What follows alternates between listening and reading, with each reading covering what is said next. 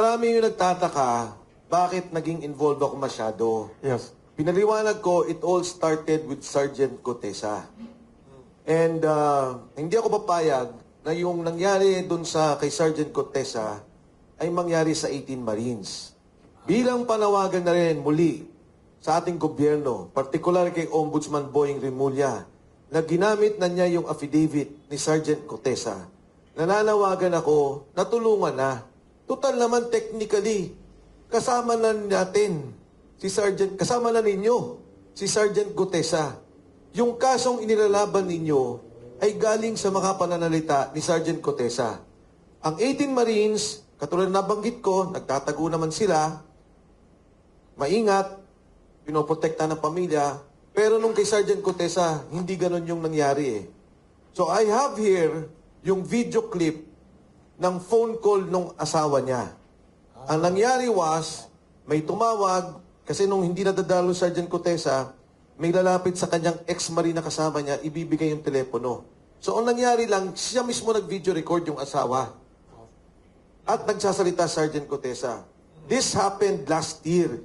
Hindi ko mailabas-labas for fear na lalong gipitin si Sergeant Cotesa. Pero ngayon naman, na ginamit na ng gobyerno yung kanyang affidavit. Sana naman, again, apila kay Ombudsman Boying Rimulya, bigyan ng protective custody, hanapin, at bigyan ng pagtatanggol, seguridad, si Sergeant Cotesa at ang kanyang pamilya.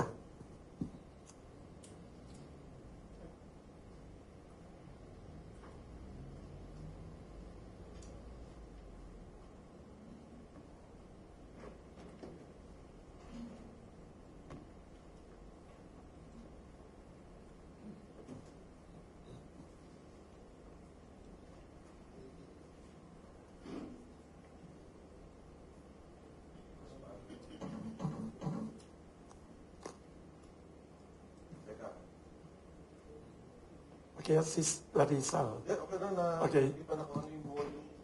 Yes. Ha? Ayun. So yan, no? Telepono. Yan. Ayan.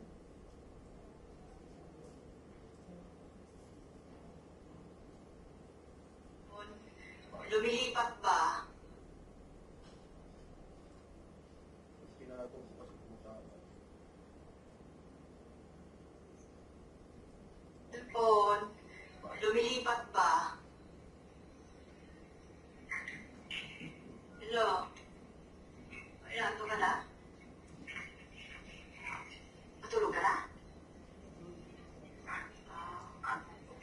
Ano yan? Nandiyan ka sa kwarto? Ha? Nakasama mo ko. Naginig siya, naginig. Tumawag si Kuya. Pinukumusta ka? Ulitin mo daw yung sinabi mo kanina na binibidyohan ka para may record. May record ka, pinare-record namin. Yan.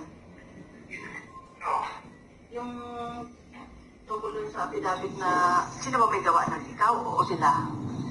Sila. Narikot ako na. Ano sabi-sabihin? O, sabihin mo kung ano nangyari doon para may record namin. Yun nga. Binidyoan ako ng nakaraang araw. Tapos binasa ko yung statement na may mga sinigit sila na hindi naman totoo. Na hindi nila si Maclean na pati si Defensor. Na sinabi nila doon sa statement na pinangakuan ako ng pera, mamayaran ako.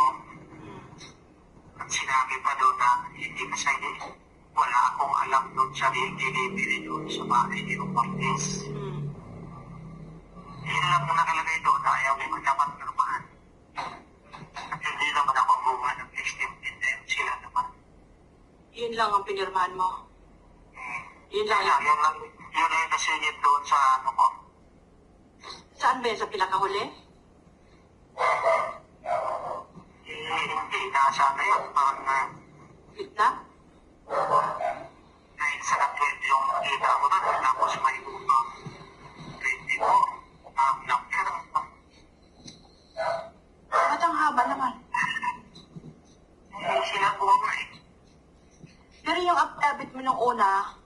pa yon. Wala, yung iba. Bago na yung Ay, ginawa. may ginawang panibagong affidavit para basahin mo. Nung pinangako naman sa'yo nung una, nung pinirmahan mo, hindi na ilalabas yun.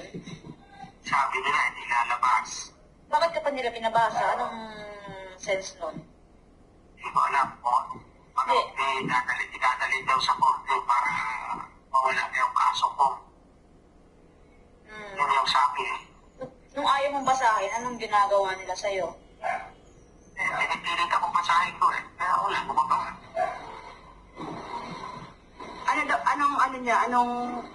Anong kapalit? Anong kapalit ng pag hindi mo binasa? Para daw manahimik na kayo, wala nang magbubulo dyan sa inyo. Wala naman ang gugulo sa amin, Kaya nga, Sa totoo lang, Han, wala nang gugulo sa amin. Sila lang ang nanggugulo sa amin. Sila ang gumagawa ng paraan para manggulo. Sila nananakot sa amin eh. kaya sabi ko sa'yo nung nakaraan, gusto ko nang bulong-bulo na yung utak ko eh. Hindi na ako makatulog. Mag-ano ka muna, bago ka matulog, meron ka muna marigang na tubig. Para ma-relax yung muscle mo. Anak, Pag sinabihan ka na palabasin ka dyan, mag-text ka sa akin ha. Ano mo agad sa akin, i-text mo agad sa akin. kung ano, sakali, pamantayin mo lang sila doon kung may hearing ng korte, pamantayin mo na lang sila sa sini. Babantay talaga sila doon. May isa sa loob, may isa sa labas. Tatlo yan, tatlo daw. Kasi pag pinalabas ka, may contact na kami doon sa loob. Doon ka na lang muna sa loob. Hindi ka na lalabas doon. Hindi ko alam mo. Plano nila sa akin na yun. So, sabi nung isang kasama, I think kaya sinabi, di ba, nung si Kuya, kung pwedeng record ninyo. And confidentially, nasend sa akin. Sinend niya siguro dun sa isang kasama niyang ex-marine. So parang sinasabi na ito, buhay naman. Except, kung napansin nyo, ang sinabi niya, di ba, hindi ko alam kung palalabasin ako. Pag pinalabas ako, paalalayan niyo ako. Yun yung Senate hearing dapat na hindi natuloy. Na kung palalabasin ako, sabi, sige, may contact na kami sa loob and hindi ka namin papalabasin na. The plan then was, pag pinalabas siya, hihilahin namin siya sa office ni Senator Marcoleta. Isisecure na muna namin siya. That was the plan then. Pero yun nga nangyari, hindi lumabas. Hindi siya napalabas. So, diba yung sinabi doon, number 1, inibang affidavit at ang sinasabi na bayaran ka ni Marcoleta at ni Defensor. And that number 2, wala kang delivery sa bahay ni Martin Romualdez.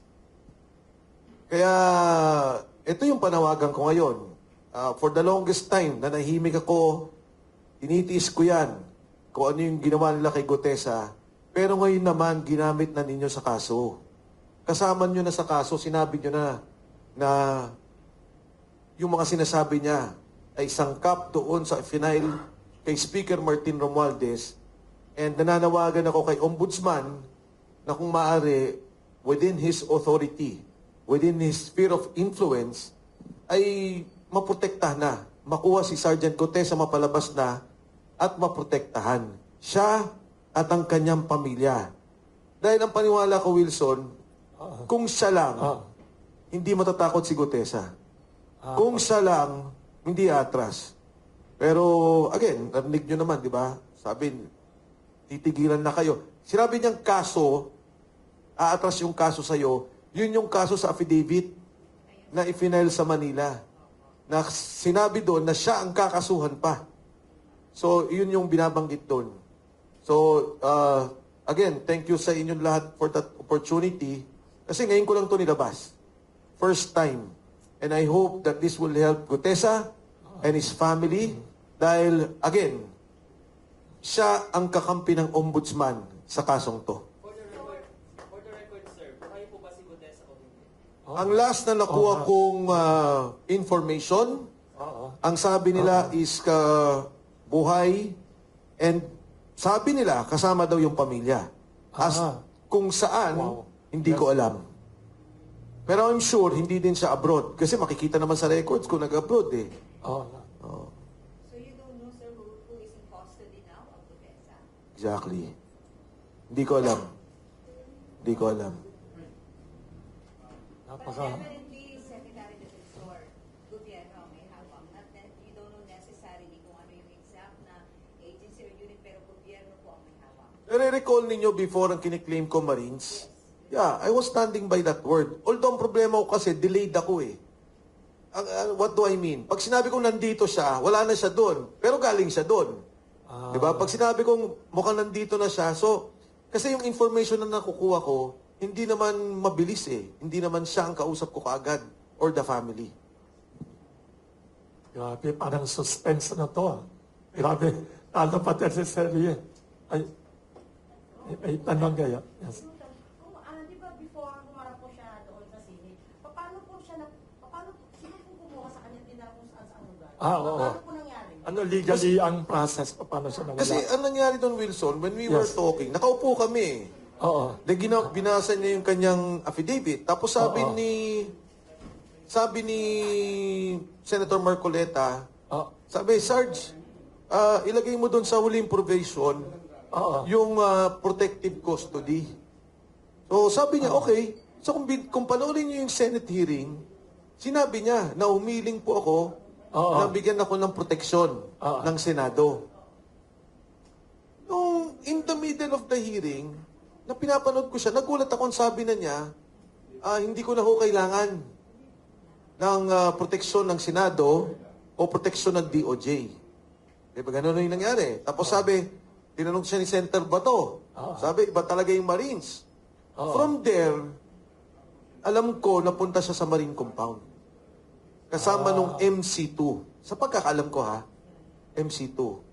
Pagkatapos nun, wala na. Wala na. Hindi. In fact, paglabas pa lang ng Senate, wala na akong alam. Hindi ko na siya namomonitor. Bigla na lang magpaparating ng balita. Pinapasabi sa inyo, ho, nandito siya sa ganito. O pinapasabi, nag-safe siya dito. Mga ganun na lang. So hindi wala pong information kung sino kumuha sa kanya, saan siya dinala, paano siya Okay, So, ang may kwento, legal- mukhang ang kwento is, nung una, totoong proteksyon. Protect by his former na mga kasama at saka yung unit niya. Okay. And then later on, naging detain na. Na-detain na siya. Pero madaming transfer ha. Hindi lang to isa o dalawa.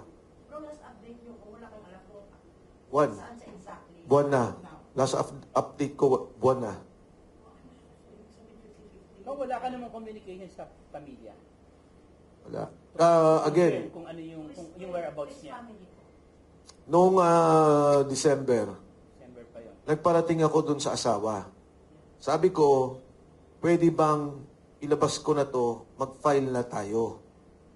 Ang sabi ng asawa, natatakot siya para sa buhay ni Gutesa. Baka mamaya, pag may lumabas na mga ganito, o lumabas na kung ano man, talagang mapahamak na ang buhay ni Sergeant Gutesa.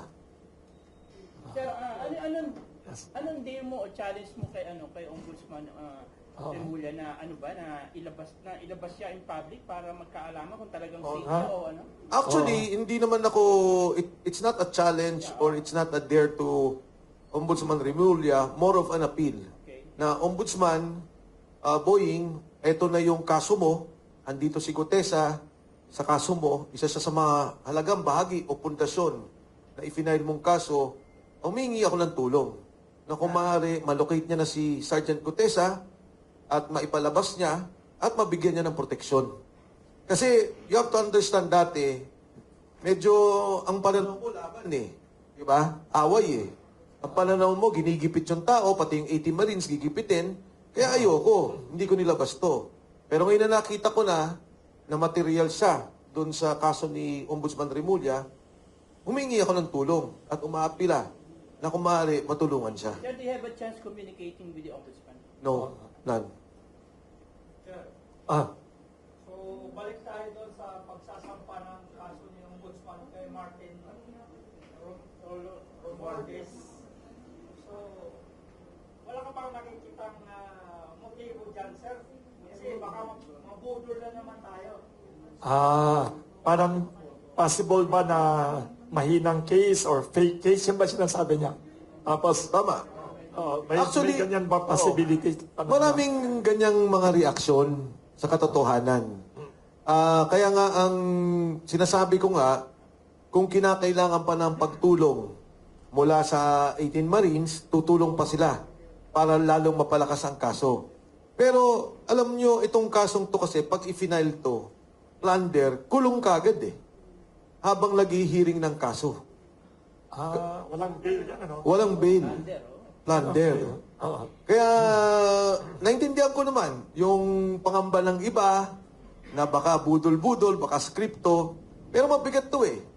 The fact na isinama yung 18 Marines at si Sergeant Gutesa, Yes. mabigat para sa akin dahil may personal knowledge sila sa delivery ng pera. Critical ang ledger ni Saldico. Critical yung ledger ni Saldico. Bakit nagkaroon ng delivery na 2 bilyon? Saan galing yung delivery sa ledger ni Saldico? Makikita saan ang galing ang komisyon para sa delivery yun. So, importanteng madikit-dikit pa rin ang lahat ng ebidensya. Kaya nga, kala ko yung kay pagpunta ni Secretary Vida, isa yun sa mga gagawin. Hopefully naman, magawa pa rin nila, may pagkakataon. And importante, siguro dapat makausap talaga nila si Saldi. Alam mo, for example, no, naalala nyo, ayaw payagan si Saldi ko sa Blue Ribbon Committee. Ayaw payagan. Yes. Pero ito, kinuha na yung evidence ng videos ni Saldi ko. If I may read the particular provision of this. Ito, sinabi niya, the masterminds of the flood control kickback scheme. At the time relevant to the controversies, Romualdez was representative of the District of Leyte. Tapos, sinasabi niya dito, notably, Romualdez himself, the Speaker of the House, possesses vast powers, which are but not limited to the following: management of the committee, blah, blah, blah. So parang sinasabi na niya yung relationship. Ngayon, admissions and statements of Co relating to his and Romualdez's role in the infrastructure funding scheme. Sabi ni Co, the chairperson of the House Committee on Appropriations through publicly released video statements made detailed declarations concerning his involvement in a scheme relating to the manipulation of public infrastructure funding, including the collection and transmission of funds purportedly derived therefrom. So yung mismo ano nito eh. Ito yung the testimony, consistent with the testimonies presented during the hearing. Yun naman yung mga delivery ng pera. So parang dinikit-dikit niya. Ngayon, kung gagawin ng legal talaga lahat ng video ni Ko at talagang papayagan siyang, sige, huwag ka munang umuwi. Dahil baka iniisip mo, delikado buhay mo, pero lahat ng to, pirmahan mo. Lahat ng to, i-accept namin na ebidensya. Magsabi ka ng totoo, ang laking bagay niya. Yung pananahimik ng sa Senado siya, yung Blue Ribbon Committee, anong nakikita mo Naunahan na sila ni Boying Remulla. Sana madagdagan pa nila. Pero naunahan sila ni Boying Remulla. Last question ko. Hindi ba lumaro sa isip mo, sa imahinasyon mo na itong move ni Remulla na magpapile na ng ganyan, he's pushing through with the filing of the case against Romualdez. Hindi ba lumaro sa isip mo na may go signal na siya kay BBM? Ang tanong kung may go signal to ni BBM, kung lumaro sa isip ko. Ako kasi, mahirap minsan mahirap mag-analyze ba o gumawa ng opinion, no? Kasi parang sa akin, lahat ng yan eh. Tama ba tong kaso? Paulit-ulit kong binabasa. Bakit may ganitong kaso? Ito ba'y itinulak ni BBM?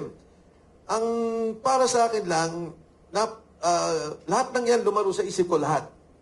Ang importante lang sa akin is number one, nailagay sa ebidensya ang video statements ni Ko, nailagay ang statement ni Gutesa, which is official anyway sa Senado, nailagay yung affidavit ng 18 Marines, na official din naman, submitted sa Ombudsman. Kasi at that time, binabaliwala eh. Hindi pinapansin, pinapatay yung storya. Ngayon, mismong yung Ombudsman na ang naglagay. Kung saan to hahantong, hindi ko alam. Kung saan to tutuloy, hindi ko alam. Paano ko ba sasabihin yung, alam mo si Toby Chanco, Congressman Toby Chanco, magkausap kami. Sabi ko, Toby, sabi niya, kamusta ka na, Mike? Tayo, sabi ko, pareho tayo ng lahat ng statement. Pareho kami. Ang diferensya natin, ako dumidiretso hanggang taas. Ikaw humihinto ka. Tapos tumawa naman siya. Pero sabi ko, nevertheless, yung accountability, yung korupsyon, yung nangyayaring mali, inilalabas mo at nagsasalita ka. So para sa akin, ganun din to. Kung anong intensyon ito, kung saan to papunta, importante na nagkaroon ng kaso sa korupsyon. May accountability. At doon sa bagay na lang na yun, papanigan ko si Ombudsman Remulla.